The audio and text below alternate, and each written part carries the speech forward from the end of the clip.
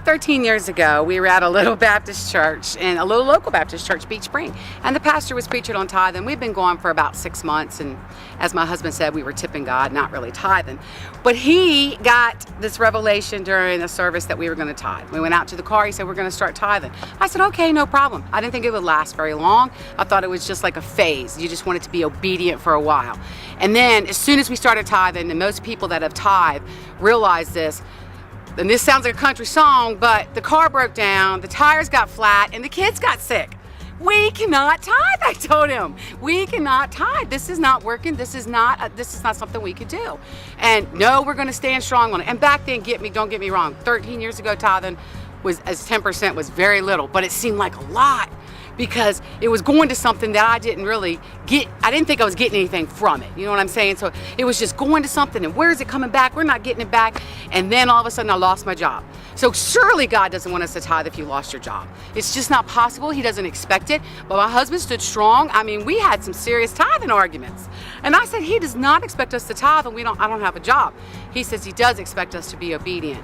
And I mean, we didn't even get the full realm of what we have in tithing now, coming to this church and learning about the worship and things that it really means and brings to your life. But back then it was just about being obedient.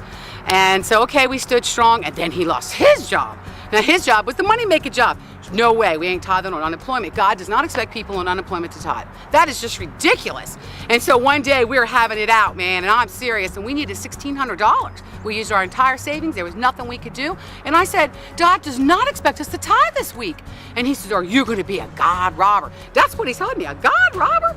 I said, oh, no, you didn't. I said, if tithing worked, we'd have $1,600 and you'd have a job. And I threw the checkbook at him. And I went to get my mail of bills that I couldn't pay. And on the way there, the whole way I'm yelling, it doesn't work. Why are we doing this? And I'm yelling at God, you know, he's listening. I go to the mailbox, and I kid you not, I open the mailbox. We needed $1,600. There's a back check in there from child support from many, many years ago. I don't even know how it got to me, for $1,600.81. Okay, that was it. By this time, I'm on my knees telling God how sorry I am. I am so sorry. I did not trust you. I'm crazy. I mean, it is ridiculous. That check was for exactly the same amount, and I had just said what I said. So I'm running in the house to tell my husband that it does work, and he's on the phone accepting one of the best jobs that he ever had. From that moment forth, I became a cheerful giver, not just a giver because we were being obedient. Man, that was the first check that I wrote. From then on, and I'm telling you what, there's been a lot of jobs lost between here and 13 years, but we have always steadfast on the tithe, and it protects our stuff. I mean, at this point in our life right now today, we're at the best financial position we can be in. I mean, we have money that we can invest. Our house is almost paid off. And this isn't from, I mean, I did do the Dave Ramsey, don't get me wrong, but I really believe the whole principle is tithing.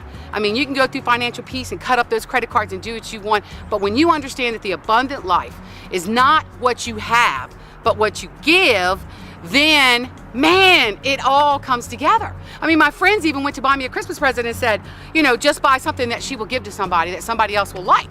And I'm like, I can't believe you did that. And no more did I get that Christmas gift. 30 minutes later, I ran into somebody and I'm giving them that gift.